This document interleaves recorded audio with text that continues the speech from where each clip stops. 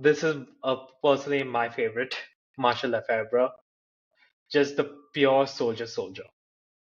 I think that's the only way I can describe him. He was a veteran. He knew to fight. He cared for his men. Nothing super brilliant in independent command, which was seen in the 1808 Napoleon intervention, where Lefebvre actually commanded one wing and Lance commanded the second wing, and Lefebvre was not able to move fast, but he's a man that is going to inspire his men, care for them, and that is pretty good for me as a battlefield commander. Great example being the siege of Danzig, where he also led them in person, despite being, I think, by the time 50 years old.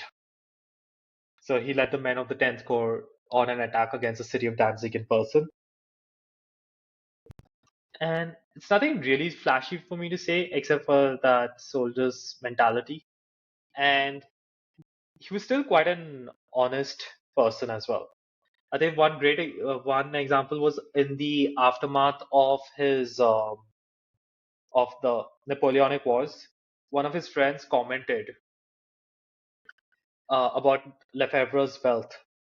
He invited him to the courtyard and said, "I'll have 10 shots at you with my musket at 20 paces. If I miss all 10, the estate is yours in full."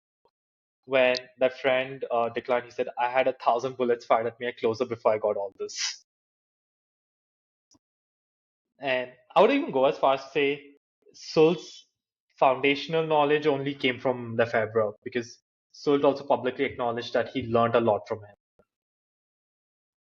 And during the Russian retreat, he commanded the old guard of the Imperial Guard units. And despite being 56 at that time, he marched the entire retreat on foot at the head of the guard. So that's definitely one. And my last marshal is Marshal Victor. Vic, this is to honor you. Oh, thank you. Yeah.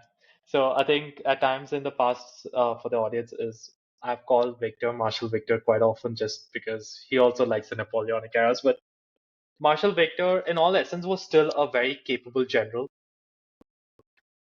And I think the support he gave Lance at Montebello and Marengo, I think this is a great example because Marengo is his units were first at the front that skirmish with the Austrian forces of General Melas from that came out from Alessandria, and it was Lanz and his men and Kellerman that kind of like for the first part of the battle managed to hold back the Austrian advance before they overwhelmed them with numbers and much more artillery. And they did manage to fight hard despite the severe pressure, holding the line. And that's where you can definitely give Victor the plus. He performed very well in the Battle of Friedland, where he commanded Bernadotte's first corps, as Bernadotte was recovering from a gunshot wound, and led an attack with Ney and Mortier, Lanz, and Grouchy that crushed Bennigsen's army there. He played a sort of central support role, I will call it, during the Russian campaign, where he was mostly in charge of supporting the supply troops and such. Where he did his best, but the Cossacks were just too maneuverable of a force. And I definitely would say he performed very well at the Battle of Leipzig because during the Battle of the Nations, his troops fought very valiantly on the first couple of days, denying the villages to the overwhelming might of the coalition armies. But yeah, I think his biggest regret and also something even I do not like is his decision to vote for the execution of Marshal Ney.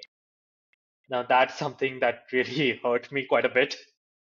And it is said that Victor actually regretted that decision for the rest of his life.